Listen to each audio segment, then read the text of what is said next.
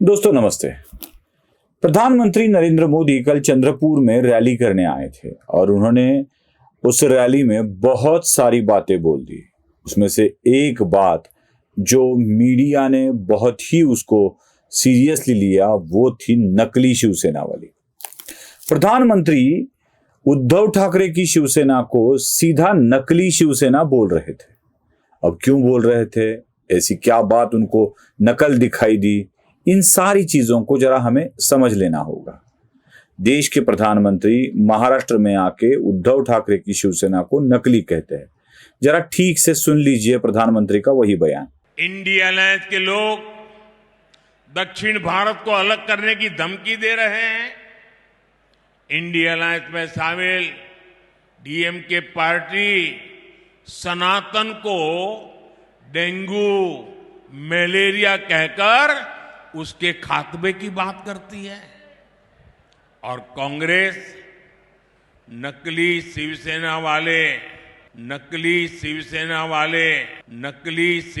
वाले उन्हीं लोगों को महाराष्ट्र में लाकर उनसे रैली करवाते हैं। सुना, अब सीधे सीधे समझ में आता है कि प्रधानमंत्री उद्धव ठाकरे की शिवसेना को नकली कह रहे हैं। क्या सच में उद्धव ठाकरे की शिवसेना नकली है तो असली शिवसेना कौन सी है? बात साफ है, शिवसेना का हिंदुत्व ही पहला मुद्दा था। जो हिंदुत्व के आधार पर ही शिवसेना बढ़ी। स्थापना तो की थी मराठी के मुद्दे पे, मराठी आदमी के मुद्दे पे, मराठी मानुस के मुद्दे पे, लेकिन धीरे धीरे शिवसेना राजनीतिक पार्टी बनते बनते वो गर्व से कहो हम हिंदू है वाला संगठन बन गया, जिसके बारे में आज भी संजय राउत या उद्धव ठाकरे कभी कभी बात करते रहते हैं। अब जरा मैं आपको शिवसेना के नकली होने का प्रमाण भी दे रहा हूं। मैं आपको उद्धव ठाकरे का समर्थन करने वाले एक व्यक्ति का बाइट दिखा रहा हूं, वो जरा ठीक से देख लीजिए, सुन लीजिए। नहीं, हम गठबंधन को देंगे, हम हमारे शिवसेना को देंगे और दूसरे को देंगे नहीं। जो भी हमारे मुस्लिम कैंडिडेट खड़े रहेंगे अगेंस्ट पार्टी का, उसको हम देंगे नहीं। हम हमारे उद्धव ठाकरे को जिताएंगे हम, क्योंकि हमारे को बहुत यहाँ साथ दिए। हमें ऐसा नहीं लगता कि हम गैर कौम है, हमारे को लेके चलते साथ में। इंशाल्लाह हम बस इंशाल्लाह गठबंधन को जिताएंगे। बस हमारा नारा एक ही है, मशाल मशाल। देखा क्या कहा उसने? हमारी कौम के लिए उद्धव ठाकरे बहुत कुछ अच्छा कर रहे हैं। अगर कोई मुसलमान भी खड़ा हो तो हम उद्धव ठाकरे को समर्थन देते हैं। अब किस धर्म ने किस पार्टी को समर्थन देना चाहिए, किस पार्टी ने किस धर्म को समर्थन करना चाहिए, वह उस पार्टी की विचारधारा पर है। क्या ऐसे धार्मिक मुद्दों पर चुनाव लड़े जाते हैं या नहीं, लड़े जाने चाहिए या नहीं, उसके ऊपर बड़ी चर्चा हो सकती है। लेकिन एक बात तो साफ तय है कि उद्धव ठाकरे की शिवसेना आजकल मुस्लिम समाज की तरफ बहुत ही बढ़ते हुए दिखाई दे रही है। मैं आपको कुछ चित्र भी दिखाना चाहता हूं, देख लीजिए। कुछ चित्र ऐसे हैं जो मातोश्री के बाहर खींचे गए हैं। मातोश्री के बाहर, मातोश्री में प्रवेश प्राप्त करने के लिए जो भी कोई लोग खड़े हैं, यह इनके चित्र हैं। इसमें आपको साफ साफ दिखेगा कौन खड़ा है। अगर ऐसी बात है, ऐसी भीड़ मातोश्री के बाहर लगी हुई है, तो मतलब साफ है कि शिवसेना पूरी तरह से बदल गई है। शिवसेना का यह बदलाव 2019 से हमें दिखाई दे रहा है।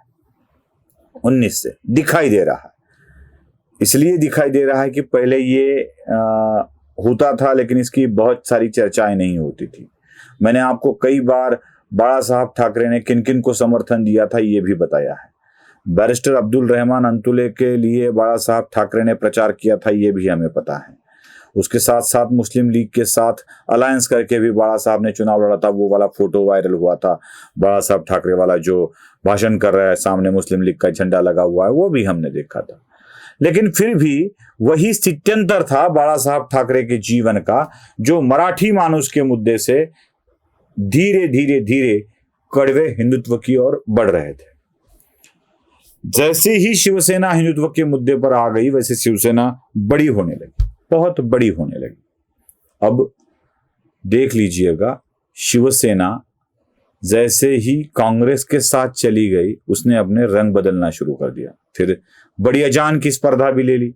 वह तो आपने सुना होगा शिवसेना नेता का वो बाइट, अजान की आवाज बड़ी मीठी होती है, वो वाला जरा वो सुन लीजिए। अजान जब भी सुनते हैं तो अजान की आवाज़ में इतनी मिठास रहती है, वो मिठास सुनकर लगते है कि ये अजान है, ये कितने घंटे में वापस चलेगी और कितने घंटे के बाद हम लोग सुनेंगे। सुना? अब इन सारी बातों को देखकर शिवसेना अपना रंग बदल रही है, ये हमें साफ साफ दिखाई देता है। अब शिवसेना अगर केसरिया की जगह हरा रंग अपना रही है तो शिवसेना का असली रंग क्या था? क्या था शिवसेना का असली रंग? यह भी एक वाक्य है। मैं बाळा साहब ठाकरे का एक भाषण आपको थोड़ा सा सुनाता हूं, सुन लीजिए। एक फतवा गेल्याबरोबर सगळ्यांनी एकजुटीनं रांकेनं शपथ घ्यायची ती ही घ्या की जसे ते एकवटले तसेच आम्ही सुद्धा एकवटल्याशिवाय राहणार नाही, तर आणि तरच या लांड्यानं तुम्ही टक्कर मारू शकाल, नाही तर मुंबईच काय महाराष्ट्र गिळतील, देश गिळतील, ते पाप आपल्याकडनं होता कामा नये, त्याला आपण पुरून उरे हो, त्याला आपण भीत नाही। यह था शिवसेना का असली रंग। असली रंग यही था और इसीलिए प्रधानमंत्री नरेंद्र मोदी आज के उद्धव ठाकरे की शिवसेना को नकली शिवसेना कह रहे हैं। सही है। महाराष्ट्र के लोग जिस शिवसेना के आवाज को बुलंद करना चाहते थे, गर्व से कहो हम हिंदू है वाली आवाज आती थी, जय भवानी जय शिवाजी वाली घोषणा आती थी, याद है आपको? वह वाक्य जो बाळा साहब ठाकरे और उद्धव ठाकरे भी इस्तेमाल करते थे भाषण के शुरुआत में, कौन सा याद है ना आपको? सुन लीजिए।